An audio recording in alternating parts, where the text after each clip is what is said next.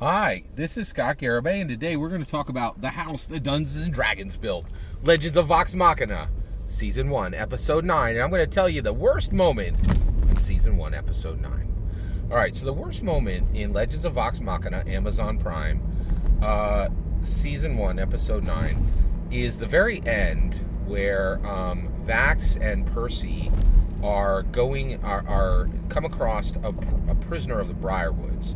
And this prisoner says, hey, if you free me, right, I can aid you in defeating the Briarwoods, right?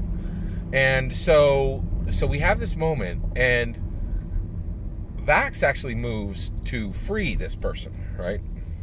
But Percy actually has his mask on, and he draws his mechanical projectile weapon, and levels it at the prisoner, and Keyleth comes in and says, Percy, wait, right? So this is the worst moment. Now, why is this? Well, there's such a huge problem with Percy's mechanical projectile weapon in the show, and I thought that the problem was, I have a new understanding of what's happening with Taliesin Jaffe, right?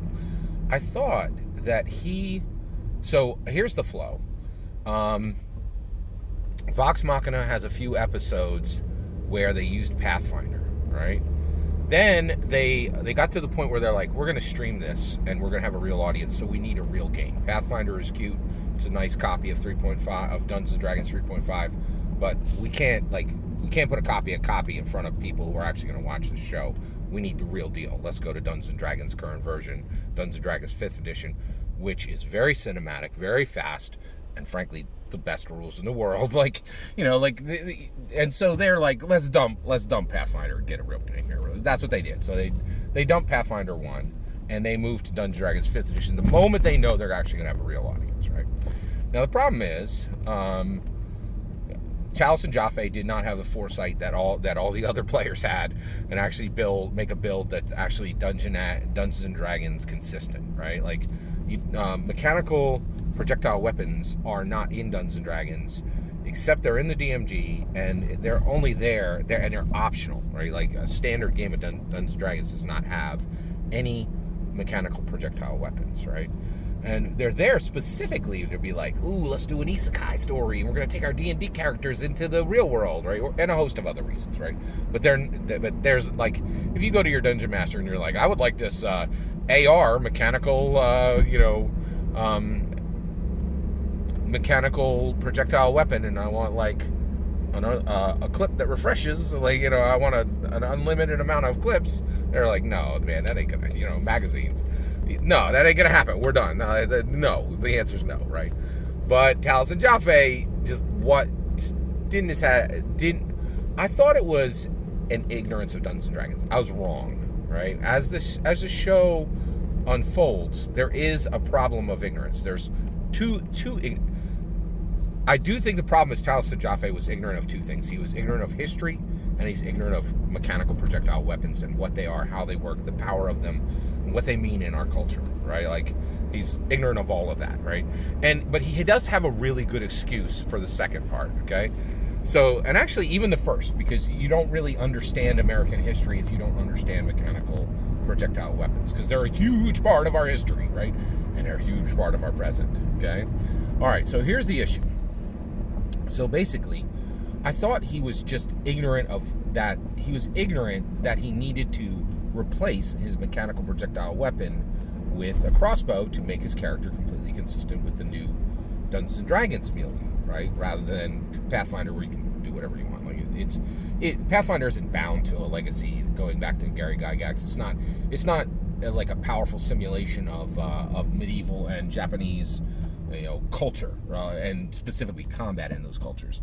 It's just a copy of Dungeons & Dragons 3.5, right? Like, and the biggest joke was at the time, there was a big joke. They were like, oh, hey, Pathfinder 1E. Or did you say Dungeons & Dragons 3.75? Right? Like, because it was specifically built to be a refuge for 4th edition players, right? Okay, it was never really designed to be like a functioning simulation and a powerful, useful tabletop role-playing game. It was just supposed to be a temporary refuge for Dungeons & Dragons 4th edition. People were frustrated until actually either Dungeons & Dragons went out of business or it was restored. And as soon as it was restored, everybody rushed back and abandoned, at the macro level, abandoned Pathfinder, right? All right, so here's what happens, right? So how did I understand that it wasn't Taliesin Jaffe being ignorant of Dungeons & Dragons? It was Taliesin Jaffe being ignorant of mechanical projectile weapons, and specifically American history, right? All right, so here we go. Okay, so basically, Taliesin Jaffe gives Percy a mechanical projectile weapon. Now Taliesin Jaffe is from Hollywood, right? So right there, he really doesn't have any concept of what he's dealing with, right? Because it's a mechanical projectile weapon, and Hollywood has a very, very distinct opinion, right, of that. I'll give you an example. The new Jurassic World Dominion trailer came out, right? And so Grace Randolph, she's my favorite movie reviewer in the whole world. So she comes on and she's like, hey, I'd love to tell you my opinion of this movie, but I don't really know what I can say about this film because I need to tell you guys something. Chris Pratt hunts deers, right? And I was like, and she's like, I don't know. This is going to be a major blocker for me. I don't know if I can really interact with this movie the way I need to and review it, you know. And just the idea that Chris Pratt hunts deers, right, with mechanical projectile weapons, right? Like, it was unthinkable to her, right? And the reason why, she has a Hollywood mindset, right? Like, and to them, it's unthinkable that you would hunt an animal with a mechanical projectile weapon, right? Like, it's unthinkable, right? Like, and she literally said, she's like, hey, I know this is acceptable in the middle of the country, but like, you know, on the East Coast, you know, I know this is acceptable in the middle of the country, but nowhere else, right? Like, and I'm like, wow, are you kidding? Like, and so she really thinks that like the coastal elites, no one would ever do this. Well, first of all, I live in Pennsylvania, and let's put it this way, right? Pennsylvania carefully times hunts, right? Because we live in a high populated area, and if you have a whole lot of deer and they breed like crazy, right, and they're in a high population area, it's dangerous for them and it's dangerous for humans, right? So hunts are used like tools, like they very carefully time it, right? Like, and if you go west in Pennsylvania, whole cities, like when it's deer season, like kids are taken out of school, like it's a ghost town, right? Like it's crazy, like you know, it's everybody, you know, now. I don't live in those areas, but if you go just a little bit west in Pennsylvania, like, you don't have to go to the middle of the country, right? Like, so, you know, and Taliesin Jaffe, in my opinion, my new understanding is that when he put a mechanical projectile weapon into Dungeons & Dragons, he had no idea what he was doing because of his Hollywood bias, right? And they have this very abstracted, very remote, very, you know, just completely alien idea of what a mechanical projectile weapon is, right? So I don't, okay? So this is my understanding of a mechanical projectile weapon and what it means in American history, right? So basically, we are free today from British rule, right? Unlike Canada, like I don't know when the Queen of England's birthday is, but like I think people in Canada, like they still honor the Queen, right? Like they were never freed from Britain, right? Like, but America, like, we made sure of it. And you know what we used to do that? It was, you know, nothing in this world made that possible more than mechanical projectile weapons, right? And the reason why is, you know, there's a king, right, in England, right? He's like, I got super dope, you know, tons of trained, you know, trained soldiers, and they all do whatever the king says, right? And I have powerful navies, and you know, and I'm gonna go over there and defeat you. And America was like, you know what we got? We got farmers with mechanical projectile weapons, right? You done, like, and that's it, right? And guess what? That's the same reason we will never have a king or queen again, right? Like, it's really distinct about America, right? And here's the thing: what Taliesin Jaffe didn't know, because he's Hollywood ignorant of mechanical projectile weapons, right? Is what he didn't understand is that, like, this changed, like, it is an advanced technology that is indistinguishable from magic, right?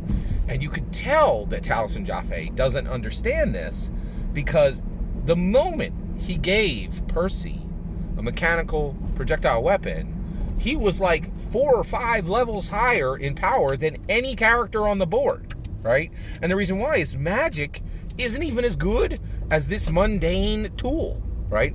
Which, again, Taliesin Jaffe doesn't, is all of his information and all of his, I think because he comes from Hollywood, all of his knowledge of this thing he put into the game is completely abstracted and completely alien, right? Like it would be like if I told you how to change the oil in your car, right? Like I know nothing about auto mechanics, right? I have a vague idea of it, right?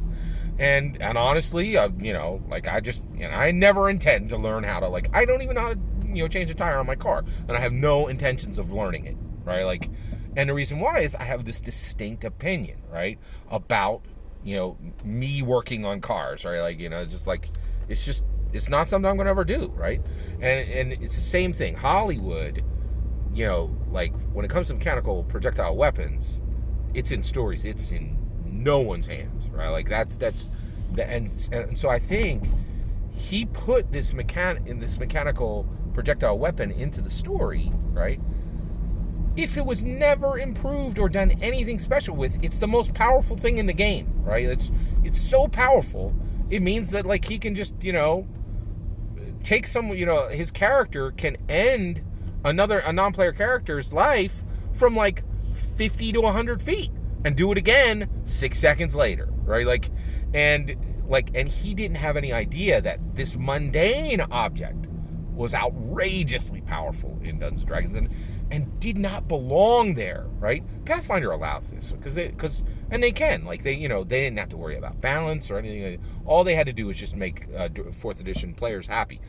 Pathfinder wasn't an actual game that, like, cared about combat simulation, right? It was just a refuge, right? And so they allow things like this because they don't have any grounding to Tolkien or to Gygax or to combat connections for how combat works in medieval Europe or in Japanese history, right?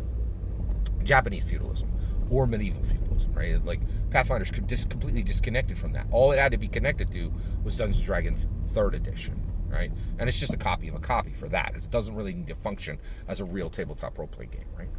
And that's when, yeah. All right. So, and you could see Taliesin Jaffe make this very profound mistake, right? Because he makes his mechanical projectile weapon magic, right? And you're like, dude, it's already magic. Like, it's an advanced technology that's already indistinguishable from magic. And again, it is one of the reasons why I'm so concerned about Taliesin Jaffe. And I have to say it, I'm kind of hoping, like, that when they get the 4th season, he gets boosted out. Like, I think he's a powerful anchor on Matthew Mercer, right?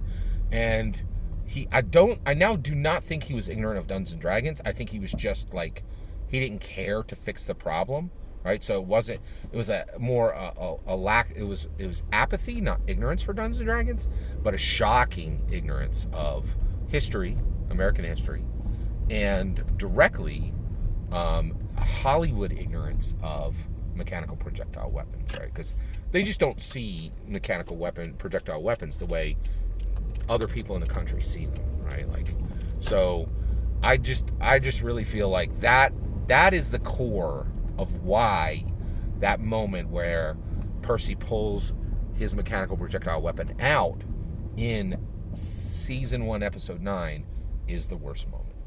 What was the worst moment in your opinion? I'd love to hear your thoughts. Let me know in the comments below. Please consider liking and subscribing, and have a wonderful millennium.